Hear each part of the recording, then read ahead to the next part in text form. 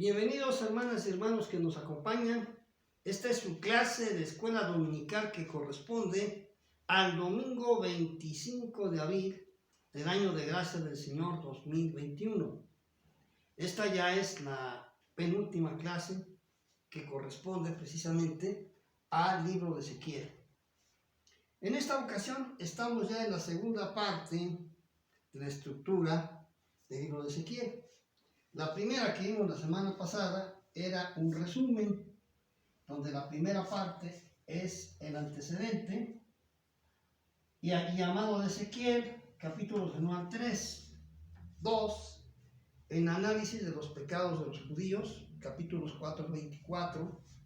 3, condición idólatra y castigo de las 7 naciones vecinas, versículos 25 al 32. 4, promesas de restauración, capítulos del 33 al 48. Ya vimos los aspectos notables del libro, que son realmente el mensaje del profeta. Ahora solamente queremos ver la estructura de cómo se van dando estos mensajes de manera en particular. Empezamos con el nombre de Ezequiel. El nombre de Ezequiel quiere decir Dios fortalece. Y encontramos primero que nada que es un sacerdote, hijo de un sacerdote, el sacerdote Buzi. Y en el capítulo primero encontramos su llamamiento a ser profeta de parte del Señor. Él realiza su ministerio como cautivo en Babilonia, concretamente en un lugar llamado Tel Aviv, donde Dios se le revela en el capítulo primero. En los capítulos 2 y 3 vamos a encontrar cómo se le asigna su ministerio profético y además se le capacita. Más adelante, en los capítulos de adelante, vamos a ver cómo es constituido Atalaya. La atalaya es una torre, la más alta en un castillo, en donde se coloca vigía para poder otear al horizonte y anunciar alarma o bienvenida si es un buen visitante o alarma si se trata del enemigo. Entonces Dios lo constituye a él como atalaya, pero tenemos dos partes. La primera es en el capítulo 3, versículos del 4 al 11 y versículos 17 al 21. Y luego más adelante en el capítulo 33, versículos 1 a 9, de nueva cuenta se ratifica el ministerio de atalaya. Es decir, se está comparando el ministerio de profeta con el ministerio de un vigía.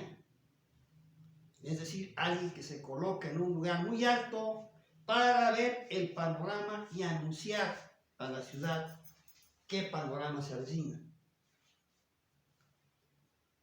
Este profeta Ezequiel se le considera el fundador del judaísmo en el aspecto profético, teórico, teológico, en tanto que Esdras y Nehemías lo son desde el aspecto práctico, en la constitución concreta de una nueva comunidad. Sin embargo, los elementos teológicos que van a usar son precisamente los que ya se vislumbran en la tarea de atalaya y en la revelación que en sumo grado recibe el profeta. En los capítulos del 4 al 24 vamos a encontrar cómo describe la apostasía del pueblo judío. La apostasía de Judá se da en varias vertientes. Por ejemplo, se da en una proclividad a la apostasía, es decir, abandonar la adoración de Jehová por una adoración a los ídolos de las naciones vecinas. Otra forma es el sincretismo, en donde no abandonan a Jehová, continúan adorándolo, pero mezclan la adoración de Jehová con la manera de adorar a los ídolos. Un ejemplo es el de la adoración en los lugares altos. Mientras los paganos que rodeaban al pueblo de Judá adoraban a sus dioses en un lugar alto porque se supone que así estaba más cerca del cielo. Muchos judíos no adoraban a Dios en el santuario, sino adoraban en los lugares altos. Ahí había un sincretismo, mezclar una costumbre pagana con la adoración a Jehová, y eso también desagradaba a Dios. Otra vertiente era la injusticia. Hoy llamaríamos injusticia social, explotación del pobre, del extranjero, de la viuda, del anciano, del huérfano, del desprotegido. El abuso de los poderosos, del obrero, del trabajador. Y eso también representaba parte de la apostasía que Judá estaba cometiendo, alejándose de Dios. Toda esa denuncia la vamos a encontrar en los capítulos del 4 al 24.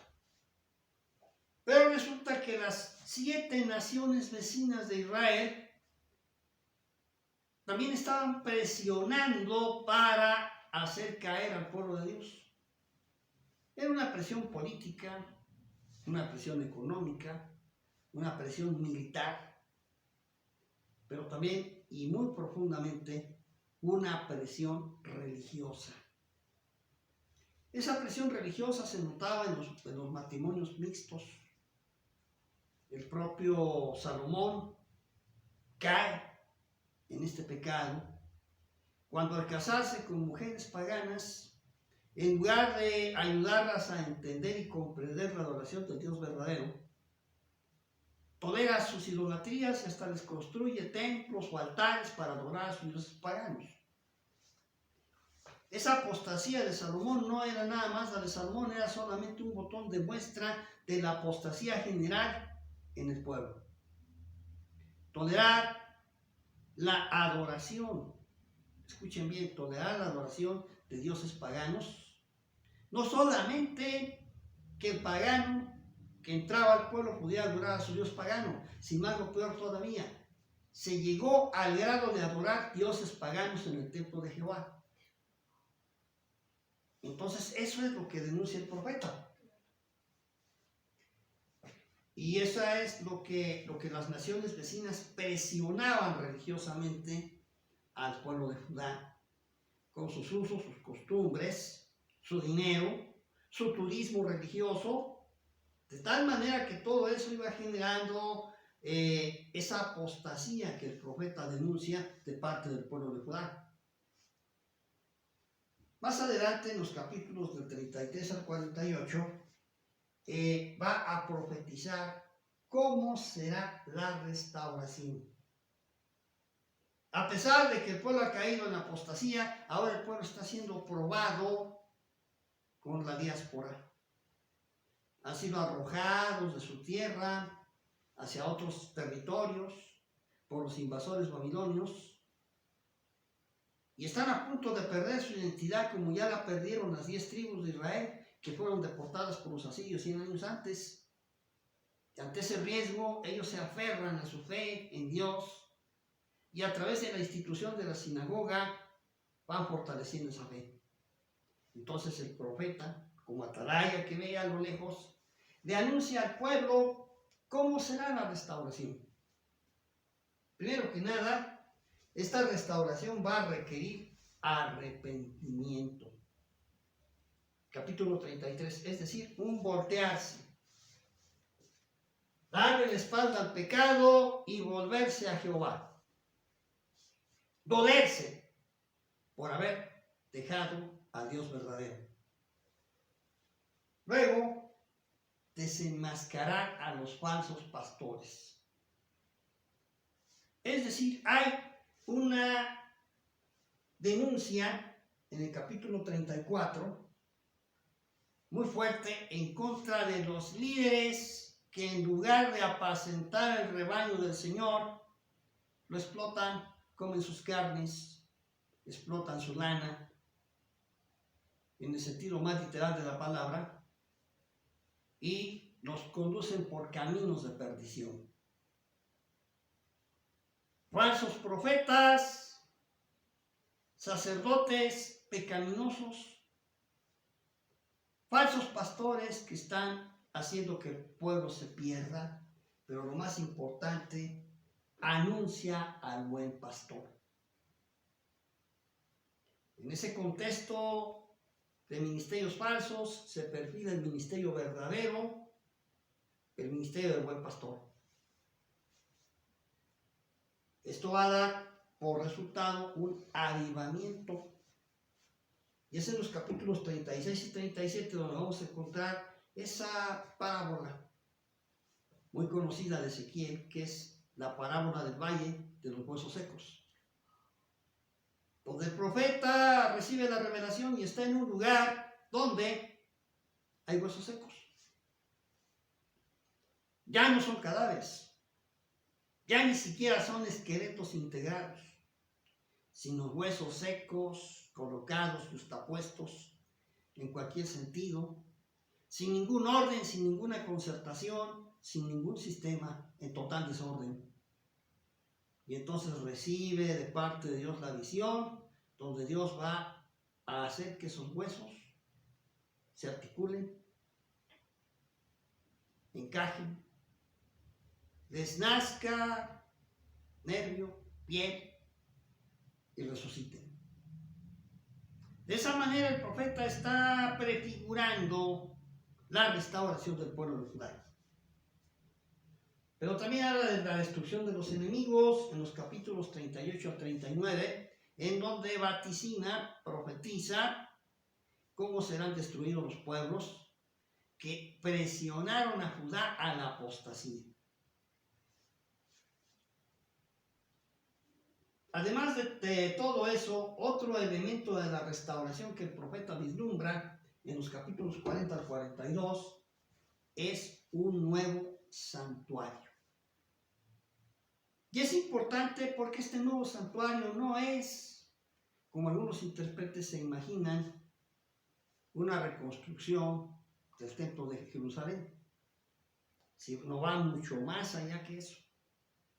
Si bien le sirvió a la posteridad de Ezequiel como modelo, como meta para la reconstrucción del templo, primero por Esdras y Nehemías, que también fue destruido por los griegos después, y luego la reconstrucción del templo, más bien la construcción del nuevo templo por parte de Herodes, o paradoja, un pagano redomado construyéndole un templo a Jehová, y que sin embargo sería el más grandioso templo que jamás tuvo Israel, porque además fue el templo donde predicó Jesús.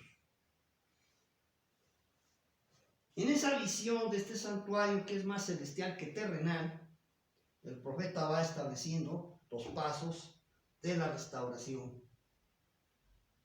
Pero quizá lo más sobrecogedor de toda esta restauración es el retorno de la Shekinah. ¿Qué es la Shekinah? Bueno, los traductores lo traducen como la gloria de Dios. La gloria de Dios que se le manifiesta al profeta desde el capítulo 3 y 4, cuando Jehová lo llama. En esa visión extraña de un carro de ruedas con seres que tienen 4 caras, cara de hombre, cara de buey, cara de león, cara de águila, y que forma la revelación de la gloria de Dios. Pero que no es puramente gloria, no es la palabra gloria lo suficientemente amplia y profunda para reflejar lo que significa Shekinah. ¿Qué significa pues entonces? La revelación vívida de Dios al ser humano para alentarlo a vida eterna. Es probable que desde una visión pagana de Jehová, la gente pudiera pensar que el Dios verdadero se quiere adornar, se quiere exaltar, como es propio de una naturaleza humana no regenerada. Pero miren que Dios no tiene egoísmo, Dios no tiene el amor propio a nuestra manera. No necesita la manifestación de una gloria para sentirse bien. Eso lo necesitamos yo, tú, los seres humanos. Necesitamos fortalecer nuestra autoestima y la gloria nos ayuda a tener esa autoestima. Como también la falta de gloria nos apachurra, nos deprime. No soy nada, no soy nadie, no soy importante. Dios no tiene problemas de baja autoestima. Es un ser completamente sano, de tal manera que no es Shekinah, eso es ese momento maravilloso en que Dios se le revela al profeta y el profeta puede captar la revelación. Y el retorno de la gloria de Dios al santuario no es otra cosa que el momento en que Dios puede revelarse al creyente y el creyente puede verlo, puede sentirlo. Vamos a ponerlo a la manera de un cristiano, pues no tan contemporáneo nuestro, pero más cerca de nosotros que de Ezequiel. Es cuando el ser humano siente un calor extraño. Y siente que confía en Cristo y solamente en Cristo para la salvación. Y sabe que sus pecados han sido perdonados y que en ese momento su vida es algo que se empalma con la eternidad. Ese es un vislumbre, un atisbo de la Shekinah. El retorno de la gloria de Dios al santuario. Eso da como resultado el surgimiento de un sacerdocio consagrado. De un grupo de adoradores de Dios, de líderes espirituales que realmente sirvan al Señor con lealtad. Y entonces, de ese santuario, manan aguas salutíferas. Agua de vida que sana. Un tema que más tarde tomará Jesucristo en Juan, cuando Él nos manifieste que Él es el agua de vida. O más adelante lo veamos más vislumbrado en Apocalipsis. No olvidemos que Ezequiel precisamente es una literatura apocalíptica del Antiguo Testamento. Finalmente, ya como resumen hemos mencionado, veríamos que en el capítulo 3, 1 a 3, están los antecedentes de Ezequiel y su llamamiento a servir a Dios. Como número 2, está ahí el análisis de los pecados de los judíos, capítulos 4 y 24. Como número 3, la condición idólatra y castigo de las 7 vecinas naciones de Israel, capítulos 25 a 32. Tras promesas de restauración como número 4, capítulos 33 al 18. Ahora, ¿qué es lo más sugestivo de todo este libro? Indudablemente lo que se registra en el penúltimo capítulo, en el 37. Pero eso será el tema de nuestra próxima y última clase, a la que les invitamos que no falten, porque ahí vamos a encontrar realmente lo que el profeta le quiso decir a su pueblo. Lo que se quedó ahí para nosotros también. Los que ya no vivimos en la época del profeta, los que ya no vimos la apostasía de Judá, ni tampoco su restauración, sino ahora vemos un nuevo testamento, un nuevo pacto. Y es el río de agua de vida.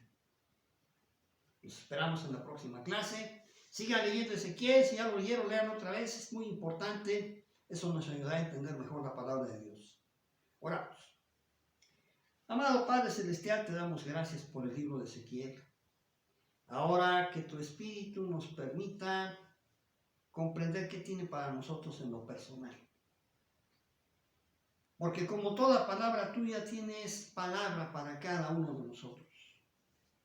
Y no es la misma que para otro. Que tengamos pues esa sensibilidad de poder percibir tu gloria en nuestra vida. La Shekinah tuya, Señor, que se empalma con nuestras vidas. Te lo rogamos en el nombre y por los méritos de Cristo Jesús y en tu Espíritu Santo. Amén. Hasta la próxima.